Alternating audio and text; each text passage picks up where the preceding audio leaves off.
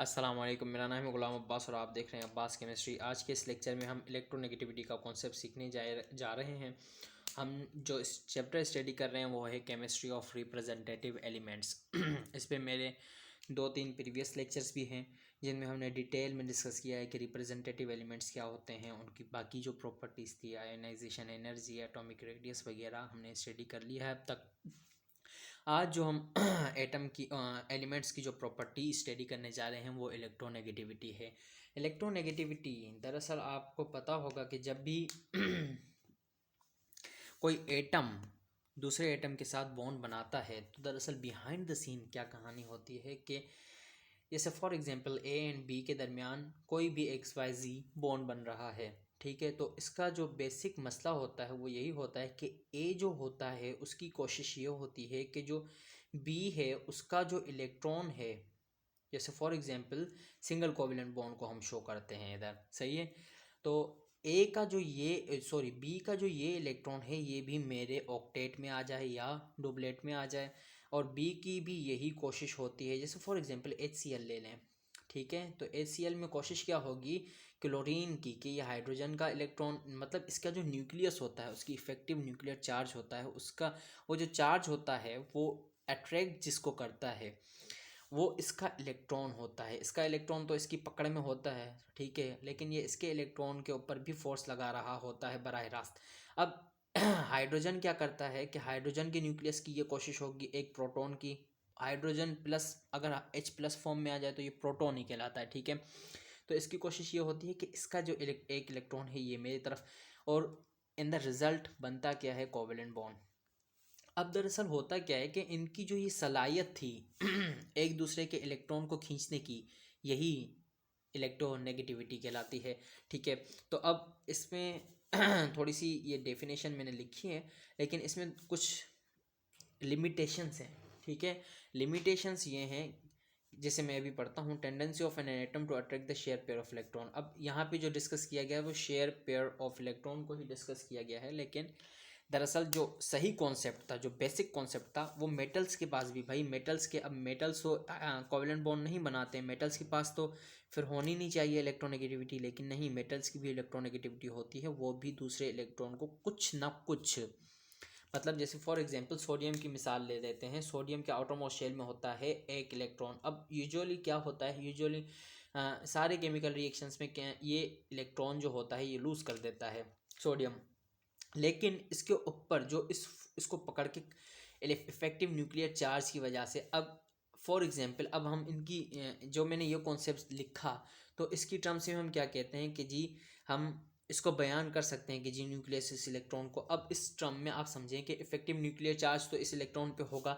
अब अगरचे दूसरा इलेक्ट्रॉन आता है इसके अंडर, सही है, फॉर एग्जांपल क्लोरीन, सही है, विद आउटरमोस्ट शेल इलेक्ट्रॉन्स 7। अब इस इलेक्ट्रॉन पे इसकी कोशिश तो होगी कुछ ना कुछ कि ये म्यूचुअल बॉन्ड बना ले, जी म्यूचुअल शेयरिंग हो जाए, मेरा भी लॉस ना हो इसका भी ना हो, लेकिन होता इन द रिज़ल्ट यही है कि ये इस इलेक्ट्रॉन को मूव करना पड़ता है। वाई वाई इसलिए कि इसकी इलेक्ट्रोनेगेटिविटी ज़्यादा होती है एज़ कम्पेयर टू सोडियम। तो मतलब सोडियम की कुछ ना कुछ तो इलेक्ट्रोनेगेटिविटी थी, ठीक है। तो यहाँ पे जो डेफिनेशन, तो हम ये भी लिख सकते हैं, the tendency of an atom, the tendency the tendency of an atom atom to attract electron, to of an atom to attract electron, मतलब इलेक्ट्रॉन को अपनी तरफ खींचने की सलाहियत किसी भी एटम की इलेक्ट्रोनेगेटिविटी कहलाती है। And in term of covalent bond तो ये होता क्या है कि HCl, जैसे फॉर एग्जांपल HCl है, तो ये HCl जो ये शेयर्ड पेयर, इसको हम कहते हैं व्हाट, जब भी दो एलिमेंट एंड दो एटम्स आपस में बॉन्ड बना देते हैं और वो कोवलेंट हो तो हम उस जो बॉन्ड होता है उसे कहते हैं, जो इलेक्ट्रॉन्स इन्वॉल्व होते हैं उसे कहते हैं शेयर्ड पेयर ऑफ इलेक्ट्रॉन्स, सही है। लेकिन अगर से कोई भी एलिमेंट, जैसे फॉर एग्जांपल क्लोरीन के पास ये जो बाकी के पेयर थे इन्हें हम कहते हैं लोन पेयर ऑफ इलेक्ट्रॉन्स, ठीक है। तो ये शेयर पेयर ऑफ इलेक्ट्रॉन होता है, इसे क्लोरीन अपनी तरफ खींचने की कोशिश करता है और खींच लेता है स्लाइटली, ठीक है। तो इसकी वजह से इस पर डेल पॉजिटिव आ जाता है और इसके ऊपर डेल नेगेटिव, आपने पढ़ा भी होगा। तो ये इसी वजह से, ये इसकी ज़्यादा इलेक्ट्रोनेगेटिविटी की वजह से, ठीक है। तो अब हम इन्हें ग्रुप में स्टडी करते हैं। फर्स्ट है एंड सेकेंड है, the electronegativity of group first है एंड सेकेंड है फॉलोस रेगुलर डिक्रीजिंग ट्रेंड। यही ट्रेंड डिक्रीजिंग मतलब ऊपर से जब भी हम ग्रुप में मूव करते हैं down the group top to bottom, तो ये डिक्रीज होता है, सही है।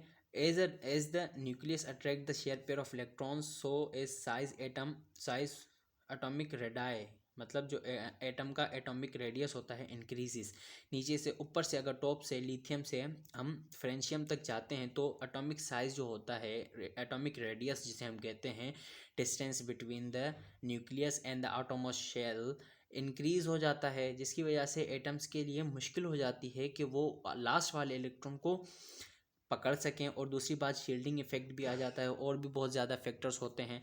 तो difficult for nucleus to attract the shared pair of electrons, ठीक है। तो इस वजह से इनकी जो इलेक्ट्रोनेगेटिविटी होती है वो बहुत ही कम होती है, ना होने के बराबर होती है। अब जब हम ग्रुप थर्ड ए की बात करते हैं तो दरअसल थर्ड ए में the electronegativity of group third A element initially decreases from boron to aluminium and then increases from gallium to thallium. जब देखें, अब इसमें जब हम मूव कर रहे थे तो 1.0, 0.9, 0.8, 0.8, 0.7 मतलब डिक्रीज़ हो रही है। इसमें 1.5, 1.2, 1.0, 0.95, 0.9 मतलब डिक्रीज़ हुई। लेकिन इसमें क्या हुआ कि 2.0 उसके बाद डिक्रीज़, 1.5 उसके बाद इंक्रीज़, 1.6 इंक्रीज़। तो अब ये इस तरह से क्यों हुआ, इसकी कुछ ना कुछ वजूहात होंगी। तो the irregular increase in electronegativity can be attributed to poor shielding effect of electron D orbital and F orbital respectively. तो जब हम मूव करते हैं नीचे तो शेल नंबर इंक्रीज होता है, शेल नंबर इंक्रीज होता है तो मतलब उसके अंदर सब शेल भी इंक्रीज होंगे। जब सब शेल इंक्रीज होंगे तो उसके मतलब ये है कि उसके अंदर ऑर्बिटल्स भी इंक्रीज होंगे।